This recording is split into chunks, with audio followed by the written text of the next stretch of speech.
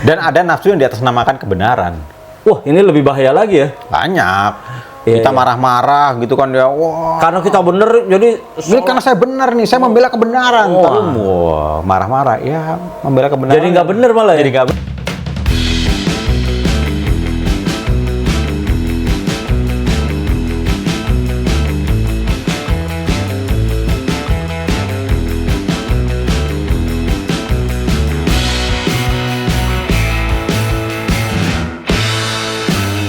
Assalamualaikum warahmatullahi wabarakatuh. Ketemu lagi ya, Merah putih. merah putih. Sehat semuanya ya. Semoga semoga sehat. Yang ngomong sehat aja susah banget. Karena selalu di awal pembuka nanyain soal kondisi kesehatan karena memang masih pandemi, masih ya walaupun melandai tetap jaga kesehatan kita. Saya sampai dimakan, Jar. Oh iya. Ada sekarang ya makanan. Nih mangga ya. Ngomong-ngomong soal mangga, nggak ada hubungannya. Tema kita sekarang soal, kalau minggu lalu soal apa ya? Minggu lalu kita kan soal haram dan halal. Haram dan halal. Nah, ini masih ada hubungannya nih. Soal nafsu. Wow, ini soal nafsu, lu bisa nafsu nggak? Ya, jadi ini problem juga apa namanya di kehidupan kita sehari-hari, bahwa kadang kita tuh terobsesi, sama nggak ya obsesi dengan nafsu? Kayaknya ujung-ujungnya nafsu. Lo berbuat hal sesuatu karena nafsu gitu. Akhirnya nafsu tuh yang gue tahu adalah hasrat berlebihan. Wah, sehingga biasanya efeknya negatif biasanya. Nah, apakah ada yang nafsu positif? Nanti kita tanya ahlinya. Kayak apa sih nafsu gitu? Oke. Riz. Nafsu tuh kebayangnya hal negatif yang datangnya dari setan. Yang pernah kita bahas, nafsu tuh bukan dari setan, dari kita sendiri gitu. Karena hasrat yang berlebihan. Bener nggak, Riz? Gue jadi makan ya. Oke. Nggak jadi makan. Iya, lo jelasin dulu baru makan. Biar gue yang makan. Nafsu makan kan ada. Iya, nafsu makan. Bener juga tuh nafsu makan. Oke. Nafsu itu adalah tentu dari bahasa Arab ya. Nafsu. Dari an-nafs. Nafs. N-A-F-S ya? Ya, enggak pakai I. Enggak pakai? Ya, nun, fa, sin. Oh, bukan shin. Bukan shin. Itu ada hubungannya dengan an-nafas. Nafas. Oh, nafas. Wah, ini baru tahu kan. Nafsu itu sendiri, an-nafs sendiri, bukan nafsu ya. An-nafs dalam bahasa Arab sendiri itu adalah berarti jiwa. Oh, jiwa. Nyawa, jiwa, diri. Ini asal kata bahasa Arabnya. Nah, an-nafs itu Oke. itu. Baru tahu kan. Iya. Nah. Jauh banget sama yang sebetulnya. An-nafs sendiri ada dalam Al-Quran, sering disebut, tapi memang ada dua pengertian. Ada yang pertama adalah an-nafs al-mutmainnah, yaitu jiwa yang tenang. Wahai jiwa yang tenang, gitu. Ya ayyatuhan nafsul mutmainnah, irji'i ila rabbiki radiyatan mardiyah, wadkhuli fi ibadi wadkhuli jannati. Yang artinya, wahai jiwa-jiwa yang tenang, kembalilah kamu kepada Tuhanmu. Masuklah ke dalam hambaku, masuklah ke dalam surgaku. Jadi jiwa yang tenang itu jiwa yang paripurna lah, Jar. Paling keren dalam Islam itu adalah jiwa yang tenang. Disebutnya an-nafs mutmainnah. Ini bukan mati ya? Ya udah, ada an-nafsul mutmainnah itu yang disebut dalam ayat ini ketika sudah mati. Udah mati. Oh, itu tapi baru yang dalam hidup pun itu ada an-nafsul mutmainnah, jiwa yang tenang. Lawannya adalah an-nafsul ammarah. Jadi nafsu amarah, bukan amarah marah ya. Kalau dalam bahasa Indonesia kan jadi amarah, tapi nafsu yang al-amarah bisu, yang mengajak kita untuk melakukan keburukan. Dua-duanya an-nafs, dua-duanya jiwa. Nah, di dalam bahasa Indonesia ketika kata an-nafs itu atau an-nafsu itu masuk ke dalam bahasa Indonesia, konotasinya memang kemudian dipakai hanya kepada yang nafsul ammaroh tadi itu. Oh. Yang dipakai. Nafsul mutmainah tadi itu nggak keikut. Nggak ikut ya? Jadi ya kan dalam bahasa Indonesia kan memang begitu kan ya. Iya. Penyerapan dari bahasa Arab itu memang agak unik ya. Agak unik ya. Ketika akhirnya yang dipakai hanya adalah jiwa yang penuh nafsu tadi, penuh amarah, penuh emosi. Penuh emosi. Jadi nafsu dalam bahasa Indonesia kemudian adalah disebut sebagai jiwa yang tidak bisa mengendalikan emosinya. Ada amarah, ada keserakahan, betul, ada dengki dan segala macam. Nah, itu semua dalam nafsu. Termasuk misalnya tadi itu ada yang bilang obsesi, itu masuk nafsu enggak? Nah, pokoknya keinginan akhirnya adalah keinginan yang berlebihan itu disebut nafsu. Oh iya itu. Atau keinginan apapun, nafsu makan misalnya walaupun nggak berlebihan, ya disebut. Oke. Jadi dalam bahasa Indonesia agak berbeda sedikit dengan bahasa Arab. Tapi yang kita bicarakan mungkin adalah nafsu dalam bahasa Indonesia. Iya, yang berlebihan ini. Yang berlebihan itu. Oke. Sebetulnya Allah menciptakan semua nafsu itu adalah survival kit. Alat bagi manusia untuk bertahan hidup di dunia. Kalau Nabi Adam, manusia pertama itu tidak dibekali dengan nafsu, udah mati dari dulu. Iya, benar. Nggak dikasih nafsu makan. Betul. Ya udah. Produksi. Nggak kasih nafsu seks, nggak ada produksi. Betul. Nggak dikasih nafsu untuk menguasai sesuatu. Bisa sesuatu gitu. Atau menguasai daerah tertentu. Oh iya. Kan? Dia berarti kan harus memprotek daerahnya dari serangan binatang buas lah, dari binatang yang lain atau manusia yang lain. Nah, itu kan sistem bertahan manusia. Nafsu itu adalah sistem bertahan. Artinya, nafsu itu memang bekal dari Allah yang diberikan kepada manusia untuk bertahan hidup di bumi. Permasalahannya, kalau ini berlebihan. Nah, ini yang kita bicarain sebetulnya. Nafsu makan dalam takaran yang tepat, ya kan ya, itu bisa membuat kita terbebas dari lapar. Bisa membuat kita kemudian bekerja. Kalau gue nggak kerja, gue nggak bisa makan. Iya. Akhirnya gue kerja. Iya. Ya kan ya. Berburu zaman dulu kan ya. Zaman sekarang ya apa nanam dan segala macam. Nah, tapi nafsu makan yang berlebihan membuat apa? Obesitas. Betul. Penyakit. Ya kan ya? Akhirnya merampas makanan orang lain dan segala macam. Iya, benar. Nafsu seks diciptakan oleh Allah supaya manusia beranak pinak. Iya. Tapi nafsu yang berlebihan membuat manusia kemudian akhirnya yaitu merusak garis keturunan, membuat kriminal dan orang lain. Nah, itu demikian juga nafsu menguasai sesuatu dalam takaran yang kecil itu oke, karena dia akhirnya bisa memprotek wilayahnya dia bisa memiliki rumah, ya kan ya. Tapi dalam takaran yang tidak terkendali, itu bisa orang korupsi, orang nafsu ingin menaklukkan orang, mengambil hak orang lain, nah kayak gitu. Jadi yang masalah itu bukan nafsunya, tetap ya berlebihannya itu ya. Oleh karena itu di dalam Al-Quran, ya kan ya, itu yang bukan yang dilarang nafsunya, karena orang tetap butuh nafsu makan. Iya, betul. Orang butuh nafsu seks. Iya, orang butuh nafsu yang lain. Iya. Yang dilarang itu adalah al-israf, berlebihan.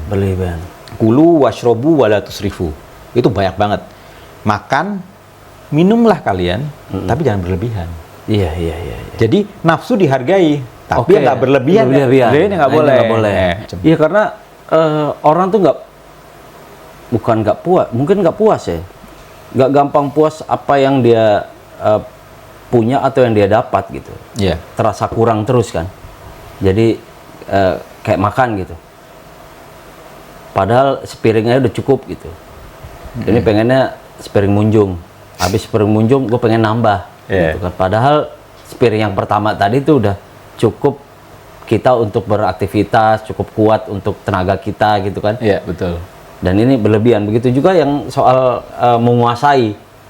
Nah ini yang hal kecil tadi juga bisa merugikan kan, yang lu bilang kesehatan tadi. Nah sekarang gimana supaya kita bisa membatasi itu, Lis?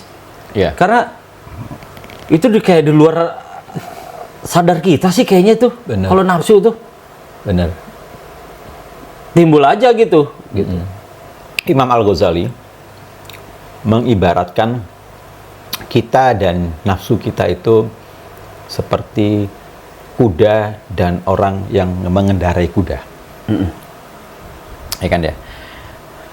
Seharusnya kita yang mengendarai kuda itu bisa menentukan arahnya kan. Arah kuda itu, belok kanan, gimana, belok kiri, gimana. Tapi orang yang dikuasai nafsu itu kayak orang yang naik kuda tapi yang mengendalikan jalannya ya kudanya sendiri. Mau-maunya kuda aja. Jadi nafsu itu kalau kalau diterjemahkan, ada seorang sufi bernama sufi modern ini ya, masih hidup sekarang orangnya, punya akun Twitter juga, namanya Kabir Haliminski. Dia menerjemahkan nafsu itu sebagai ego. Ego ini tentu ada dalam diri kita ya. Itulah kenapa kita susah kendalikan, karena itu ada dalam diri kita. Dan itu adalah panggilan alami. Lo mau nafsu makan itu kan panggilan alami. Nafsu seks itu panggilan alami. Nah, tapi kan kemudian yang terjadi adalah berlebihannya itu kan. Jadi kayak sisi lain dari kita gitu. Sisi lain dari kita yang menguasai gitu ya. Diri yang palsu. Kalau Kabir Haliminski bilang diri yang palsu, diri kita yang palsu. Karena diri asli kita yang kalau ngikutin suara alam, suara alami kita, alamiah kita gitu ya. Kita nggak makan berlebih. Nggak ada binatang makan berlebih. Iya sih ya. Mau singa, mau dabuk kita hyena ya, yang nggak ada yang makan berlebih. Makan ya secukupnya aja. Iya, kucing gua juga gitu, Riz. Makan segitu aja kan. Cek dikit pergi. Iya. Gua sampai lemes gitu habis makan. Enggak, kita doang ya. Hanya manusia mungkin Hanya manusia. Ya. Mungkin ya. Atau binatang yang dipelihara oleh manusia dan kan ada kucing yang obesitas. Itu kan dicekokin. Nah, tapi karena alaminya nalurinya kita sebagai manusia itu ya secukupnya. Binatang gitu semua. Nah, yang membuat kita kemudian berlebihan itu adalah yaitu karena manusia itu punya imajinasi. Karena akal ini ya? Akal ini. Karena akal ini ya? Ya, semua kan di akal. Nafsu juga di situ. Iya. Kita ada ini menabung ya. Kalau kita nggak makan sekarang, gue nggak kebagian nanti nih.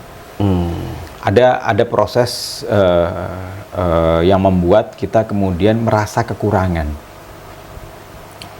Iya sih. Nah, betul. Nah, bagaimana cara mengatasinya itu? Cara mengatasinya adalah sebetulnya itu kan yang lo bilang tadi itu kan, kita nggak bisa kontrol karena nggak sadar.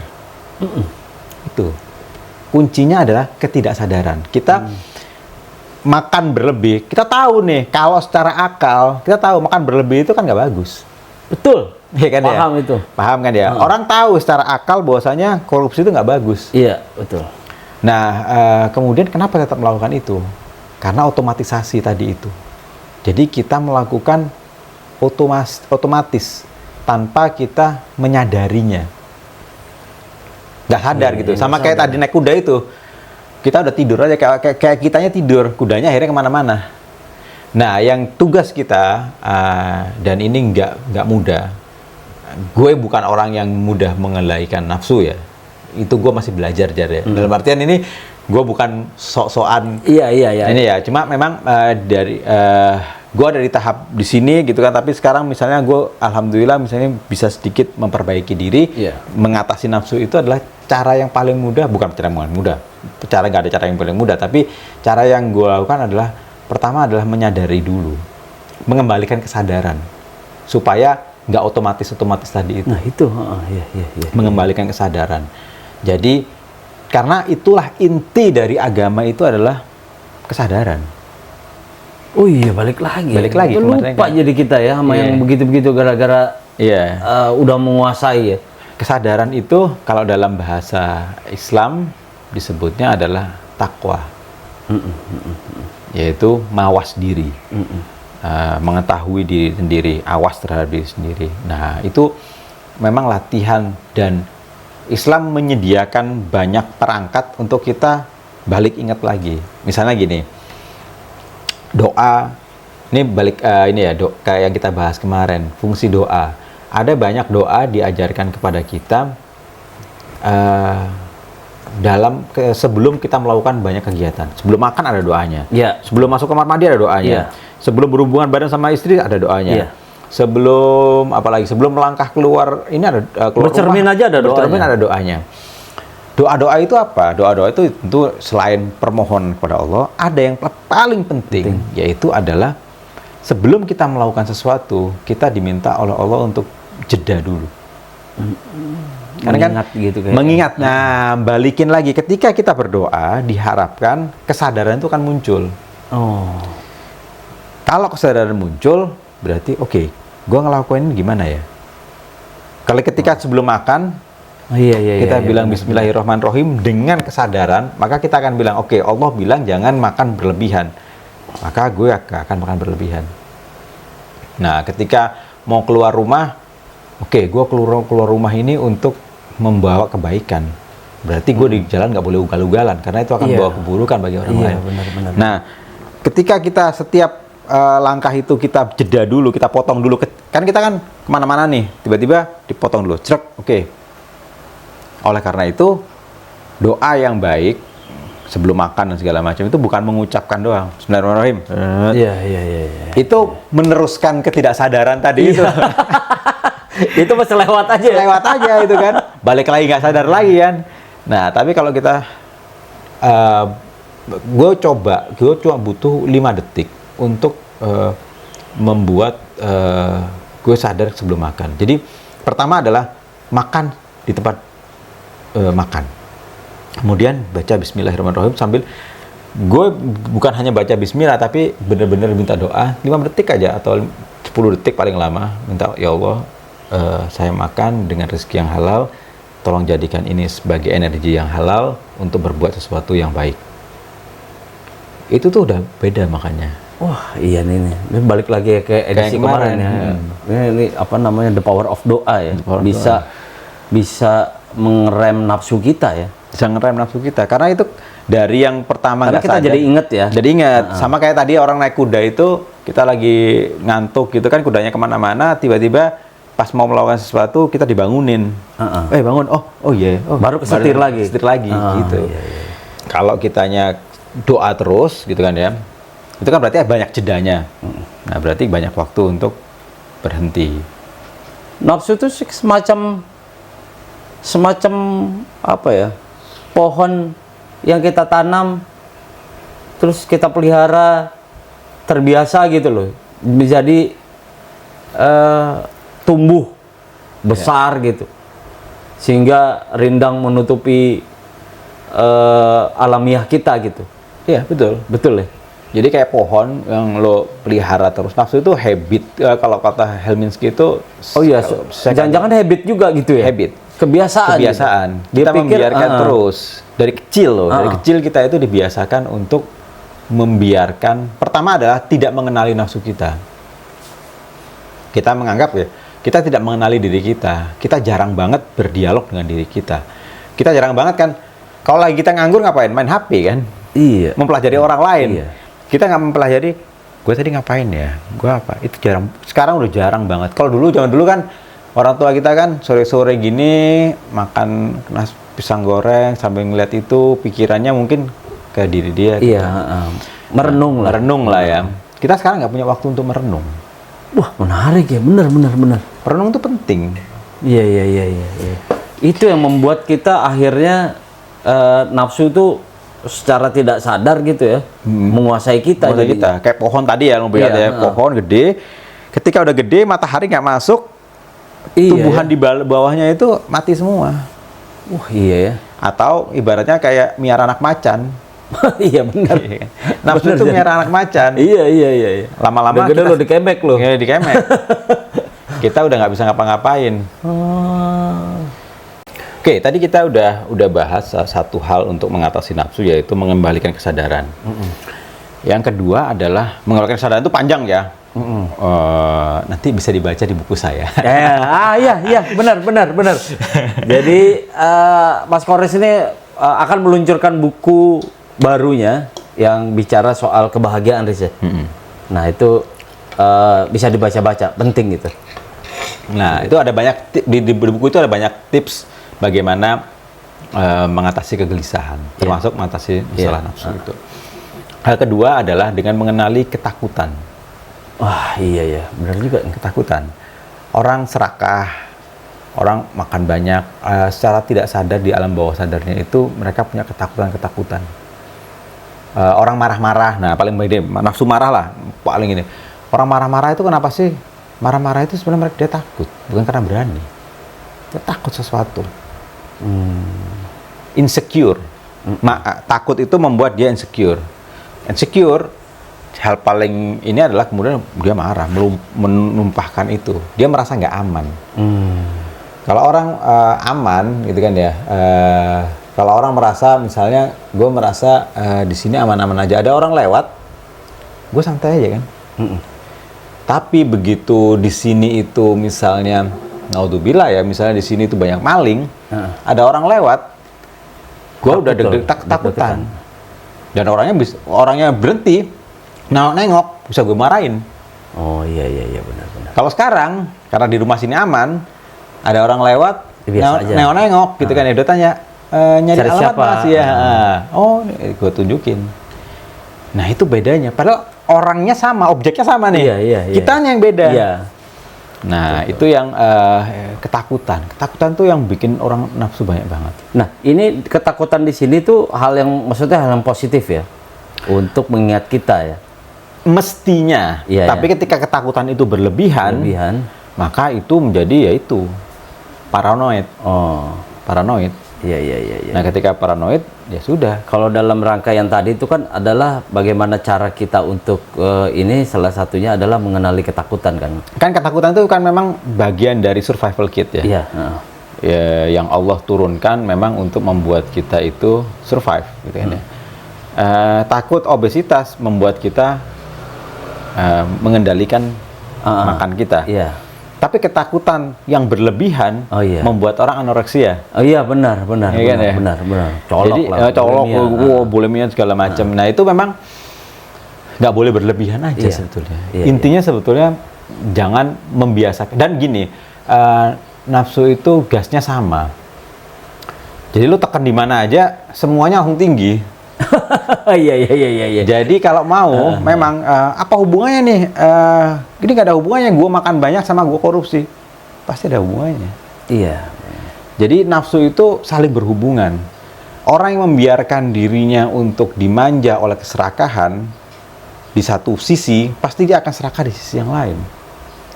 Orang yang membiarkan dia marah di kantor, di rumah pasti marah. Iya. Orang yang ditekan di kantor, di rumah dia akan menekan orang lain. Oh iya. Jadi memang nggak bisa kita atasi hal ini, nafsu tadi itu, dengan satu hal. Sebetulnya ketika kita menahan nafsu ya, semuanya sebetulnya terbawa ya. Terbawa. Karena yang lo bilang tadi, nafsu itu berhubungan. Karena intinya bagaimana mengendalikan diri sih sebetulnya. Betul. Kan? Ketika mengendalikan diri, semuanya ke bawah. Itulah kenapa untuk mengatasi nafsu salah satu toolsnya adalah puasa. Iya, itu akan meredam semua tuh. Akan meredam semua kalau benar. Semua, ya? Itu semua. Nah, masalahnya adalah puasa itu dibagi kita bukan dipakai untuk meredam nafsu, tapi dipakai untuk mindahin makan doang. Gua banget. Begitu buka der. Dibayar tuh yang lain. Artinya nafsunya dipindahin. Iya. Nafsunya dipindahin, nafsu yang jadi kalau diakumulasi 24 jam, nafsunya sama nih. Iya. Nafsunya misalnya 30, ya 30. Iya. Cuma lagi siang udah berkurang menjadi 0, malam jadi 30, dan semuanya dipindahin. Gue pernah keto dan berhasil. Ternyata gue baru sadari bahwa itu cuma memindahkan nafsu aja. Jadi gue nggak makan nasi emang, Riz. Gue makan sayuran, tapi sayuran gue banyak. Gitu loh. Bukannya nggak apa-apa itu ya? Bukan, artinya kalau gue ya, artinya gue nggak bakalan bisa meredam nafsu gue gitu. Oh, soal turun nafsu. badan gitu. Tapi Karena nafsu tetap terpelihara gitu. Iya. Karena gue makan tetap banyak walaupun itu sayuran. Artinya itu nggak akan, yang pengalaman gue itu ternyata nggak akan lama. Lo akan ketika sayuran nggak ada karena lo nafsu lo tetap ada, lo akan balik Sikat nasi lagi. Jadi bukan nafsunya sebetulnya yang gue atasi, padahal sebetulnya itu kan ininya gitu. Badan sih turun, nafsunya mah tetap. Makan ayam bisa 4 gitu kan. Menurut gua kan itu nggak benar gitu. Belakangan ya, akhirnya setelah nggak benar, ada makan nasi aja deh. Tambah nggak bener lagi. Nggak benar sih sebetulnya. Iya, ini gua mulai paham soal nafsu nih. Kita selama ini susah mengendalikan nafsu. Kenapa? Karena nafsu itu jalannya cepet. Sama kayak itu ya, Sonic Head gitu ya, Sonic itu kan jalannya cepet, susah ditangkap. Nah, selama ini pikiran kita berjalannya cepet banget, cepet banget, sehingga kita susah untuk mengendalikannya. Kita pindah-pindah terus, mana gitu kan. Dan itu diperparah oleh sosmed ya. Perasaan kita jadi cepet banget. Nah, untuk mengatasinya adalah sebetulnya kalau mau kita slow down dengan sholat. Zikir, sholat tuh kalau mau dimaknai, nanti mungkin ada satu sesi khusus. Tarik rem ya? Tarik rem. Atau bukan rem. Kalau rem tadi itu kan doa ya. Gas, ngelepas gas. Ngelepas gas ya? Ngelepas gas. Jadi pelan. Kalau kita pelan, kita sadar kok. Kita makan aja, kalau pelan, itu gue, kalau ini pengalaman saya, nggak tahu ya orang lain ya. Tapi kalau misalnya makan itu pelan, itu jauh lebih sedikit dibandingkan kalau makannya cepat. Gue itu dari kecil makannya cepat banget. Sama gue. Sama ya. Nah itu tuh belum sampai sini Jar. Kita nganggap mesti lapar nih gitu kan ya. Iya benar. Padahal makanannya belum sampai aja. Begitu minum langsung turun semua kan. Turun semua. Padahal baru nyampe sini. Begitu minum, wah banyak banget ini Pak. Megap-megap. Nah, itu juga dalam semua hal kayak gitu. Kadang-kadang kita itu berpikir terlalu cepat, marah. Marah itu gara-gara apa? Gara-gara kita cepat bereaksi aja. Naik aja, just langsung bereaksi. Makanya oleh karena itu kalau marah makanya kata Nabi kan suruh diem dulu. Suruh wudhu dulu, suruh apa? Itu apa? Intinya bukan air wudhunya itu kemudian bikin seger, bukan hanya itu ya. Tapi untuk membuat kita teralihkan dulu dari emosi. Sehingga bisa berpikir lebih jernih. Bisa memutuskan atau bicara dengan lebih terkontrol. Kontrol, betul. Kasih waktu, kasih jarak antara emosi kita dengan tindakan kita. Jadi emosi sama tindakan itu jangan didempetin. Jangan paralel. Jangan paralel. Habis emosi langsung jangan. Emosi dulu. Oke, kalau belum bisa mengatasi emosi, belum bisa mengatasi nafsu, kasih jeda dulu dengan tindakan. Oke, lo nafsu banget. Oke, jangan ngomong. Jangan angkat tangan, jangan apa, pindah aja dulu. Pindah, kasih waktu, wudhu atau apa, misalnya kalau lagi waktu sholat mungkin ya, kan udah baru setelah itu kita mikir, oke, gue mau ngapain? Mungkin masih marah, tapi setidaknya pada waktu itu kita tahu bosnya tindakan kita nggak separah kalau kita waktu pertama kena. Pertama tersundut itu. Iya itu. Iya. Gitu. Udah azan. Kayaknya kita bisa lanjutkan di sesi berikutnya ya, karena soal nafsu nih ya kita udah banyak dapat lah bagaimana ternyata memang nafsu itu harus diberi jeda ya, supaya kita banyak tadi diberi jeda, terus lewat doa kita juga bisa menyadari gitu, lewat memelihara ketakutan yang tidak berlebihan juga bisa mengerem nafsu kita kan. Artinya kalau kita mikir bahwa takut terutama obesitas, takut kesehatan terganggu, makan banyak ntar kesehatan kita terganggu, itu kan sebuah ketakutan kan, sebuah keresahan yang tidak berlebihan gitu, artinya akan bisa mengerem. Korupsi juga begitu kan, iya nggak sih? Kalau lo mikir kalau lo takut akan merugikan orang banyak, bahkan ditangkap ke KPK atau ketahuan gitu kan, mendingan lo jangan gitu. Jadi ketakutan itu bisa direm juga, nafsu juga bisa direm dengan ketakutan yang tidak berlebihan. Jadi banyak deh, ya. Jadi semoga orang-orang yang nafsuan ya, yang nafsuan di jalan, di tempat kerja atau Terutama di medsos. di medsos. Medsos ya, saudara-saudara tuh jempol coba. Jempol coba. Diikat di kaki biar susah lo ngetiknya. Sebelum kita ngasih replay, Karena jempol tuh lewatin lebih dulu. duluan. Jempolnya ada di nafsu, nggak di kepala kayaknya ya, Riz ya. Karena lu adanya di sini aja. kasih jarak, kasih waktu lah. Bawaannya menghujat aja, apalagi gampang ya namanya nge-replay ya. Iya. Iya. Bener itu di medsos tuh. Jadi jangan ngasih energi negatif ke orang gara-gara nafsu lo ya. Dan ada nafsu yang diatasnamakan kebenaran. Wah, ini lebih bahaya lagi ya. Banyak. Iya, Kita iya. marah-marah gitu kan dia. Wah, Karena kita bener, jadi ini karena saya benar nih, saya membela kebenaran. Wah. Tapi, wah, marah-marah. Ya, membela kebenaran. jadi nggak bener malah ya. Jadi nggak bener. Jadi nggak bener. Karena penyampaiannya yang nggak bener, jadi nggak bener gitu diterimanya. Tidak ada satu alasan pun untuk membenarkan kemarahan. Nah, Karena Nabi bersabda, la taghdab, la taghdab, la taghdab. Jangan marah, jangan marah, jangan marah. sampai 3 kali itu ya. 3 kali. Nabi juga pernah bersabda, la taghdab walakal jannah. Jangan marah, maka kau akan dapat surga. Gila ganjarannya ya. Kita bahas soal marah mungkin di next berikutnya. Oh iya, Mengatasi marah. benar-benar ya. Karena asik tuh dari kemarin tuh kita bahas Doa, lalu ke haram, nafsu, langsung soal amarah menarik juga tuh. Nanti kita Iya. kapan-kapan ngomongin amarah. Oke, sip. terima kasih sudah menyimak channel kita. Mudah-mudahan berguna buat kita semua. Assalamualaikum warahmatullahi wabarakatuh.